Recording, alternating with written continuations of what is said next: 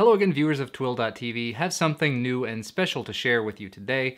When I was at CES, I ran into some people advertising, of course, lots and lots of different wearables, but one in particular caught my eye. They were giving them away to members of the press, and unfortunately I got there too late, so I managed to miss out on it.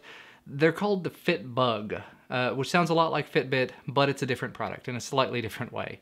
And so I got in touch with them after the fact. Actually, I don't even think I contacted them. They sent me an email and said, by the way, you expressed an interest. Do you want to try this out?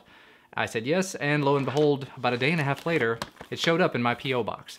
By the way, I have a P.O. box now, in case I forgot to mention it.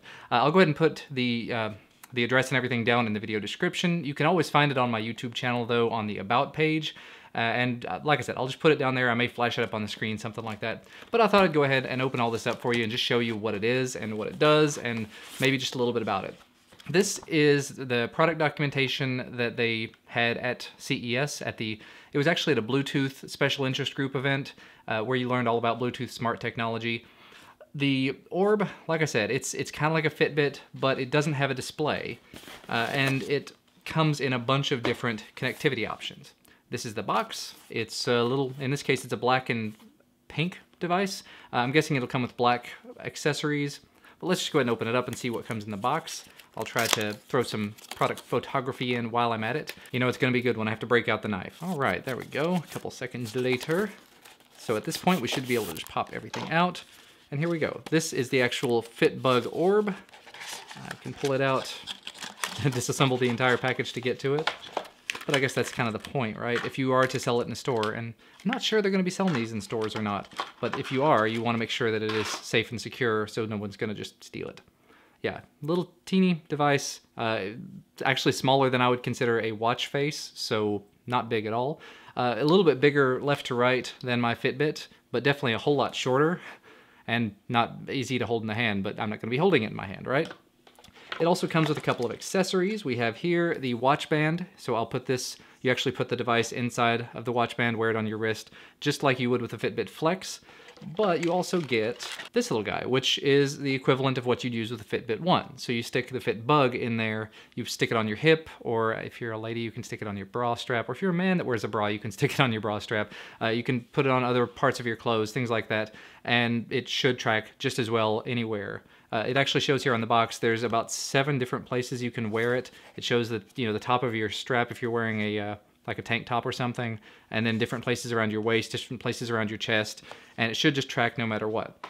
Now, like I mentioned, it does not have a display on it, so you have to sync it up to your smartphone of choice. And this is one place where I think it might differ a little bit from the Fitbit, because the Fitbit up until just recently only supported a very small handful of devices. Supposedly the Fitbug supports a lot more.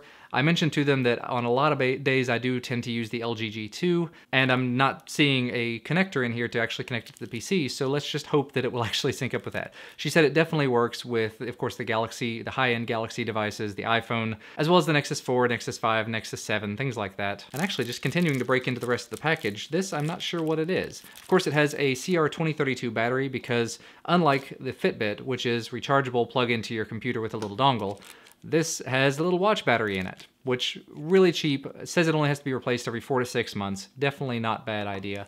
I have seen other, I think the Fitbit Zip, the cheapest one in their line, has a similar battery. And you know, looking at the rest of these little accessories, I'm not entirely sure what this thing is, but it says that it can be used to strap it to other things using the strap, so I can only assume that this somehow clips on here. Probably not a way that I'm going to be using the device. More often than not, I will either be wearing it on a wrist or be wearing it attached to my hip pocket using this. So these are actually very well constructed so far. I'm very pleased with that. And there we go. After a little bit of fiddling with it and finally realizing stick a quarter in the back and twist it, it opens up here, has the Bluetooth Smart logo on the inside, and I should be able to just go ahead and pop in the CR2032 battery and be almost ready to go. From the little document here, it says you should actually go to fitbug.com/start to get this thing set up. So I will go ahead and do that, and then I'll get back with you. Alrighty, bit of a weird transition here, but it's now about a day and a half later. I spent an awful lot of time that very first day trying to get the Fitbug to communicate with the Fitbug servers. First off, tried using my LG G2 because I just wanted to see if it would work. The Fitbit that I have does connect to the G2. The The Fitbug, unfortunately, would not. So I tried it with the Nexus 5, because the Nexus 5, they actually told me it should work with it, and it wouldn't see it. In order to pair it up with it, you're supposed to run the application. You go in like you're going to set up the device inside of the app, and then you hold the little button here on the device for, I think it's 5 seconds, and the orange light here will light up. You can't really see it there, but there's actually a little LED, sort of a small area that one light will show up in. It goes between orange and green. And so when you want to do that, you hold it down for 5 seconds, it goes to orange, it goes into sort of a pairing mode because it is a Bluetooth device, and the Nexus 5 did not see it. Now, luckily enough, in the package that they sent me, they sent a little teeny tiny Bluetooth dongle specific to the Fitbug, kind of like the Fitbit has. I hooked that up into my Windows machine, I downloaded the software and installed it. I think it is only available for Windows and Mac. I didn't see anything about Linux on their site. And after a bit of a headache, I did manage to get it to connect and communicate from the device into the computer. And my experiences with it from that point on have been interesting, to say the least. This is just sort of my initial impressions of the device after having used it for about a day and a half.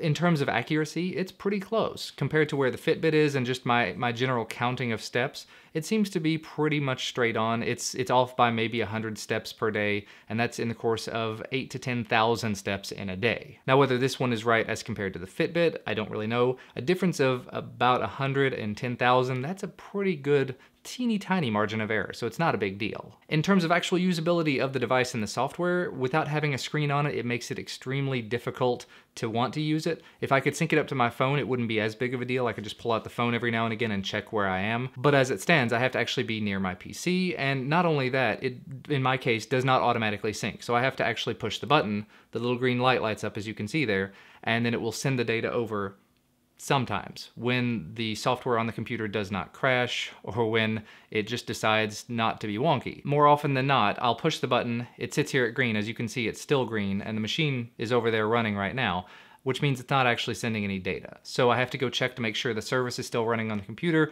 If it is not sending data, I have to kill the service and start it over. And so it does still kind of feel like a very early kind of beta product. As far as the design and the feel of it, it's very high quality. It feels very sturdy, and it's something that I could see myself using.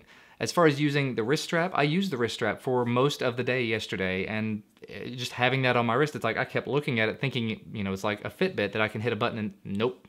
Can't see anything on it, unfortunately. So basically I had a little black device with a pink stripe on it that I couldn't use for anything. It was like just wearing a wristband. So like you can see here, I have reverted to using the hip clip, and I'm just keeping it down here with my Fitbit. Now, one interesting thing to mention though is after I tried to pair this up with my Nexus 5, my Fitbit got completely and thoroughly angry with me. So I'm thinking there must be some sort of Bluetooth low energy competition there of some sort. I don't know enough about it to really say one way or another, but maybe more than one device of this type can't be paired to the same thing. So I actually ended up having to do a full reset, a hard reset on my Fitbit before it would start working again. At one point, the Nexus 5, I reset the Bluetooth on it, I rebooted the device, and it got it to work again. But when I tried to work with the Fitbug again, using the Fitbug app, after closing everything else out, the Fitbit got confused again, and eventually, like I said, I had to do a hard reboot on it. So I wouldn't anticipate most of you will actually be using both in tandem. But back to the actual Fitbug itself, communicating with the server, like I said, the PC app does tend to crash quite a bit. Now, the cool thing about it, and this is compared to the Fitbit again, you can actually look at the logs to see what it's actually doing.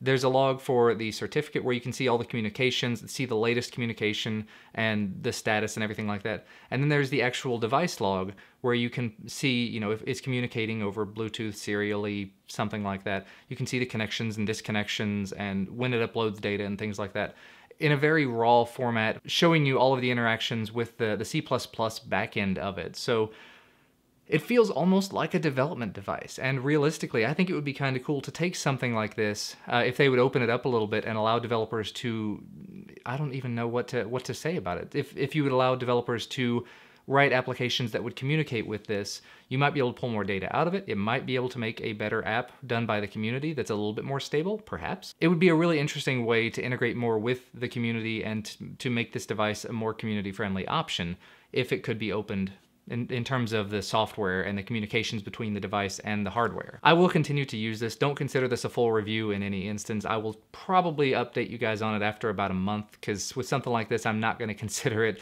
a thorough review until I've used it as thoroughly as I've used the Fitbit. But for now, I'm going to go ahead and stick this back on my hip. I'm going to try to sync it up because it's clearly not syncing at this point.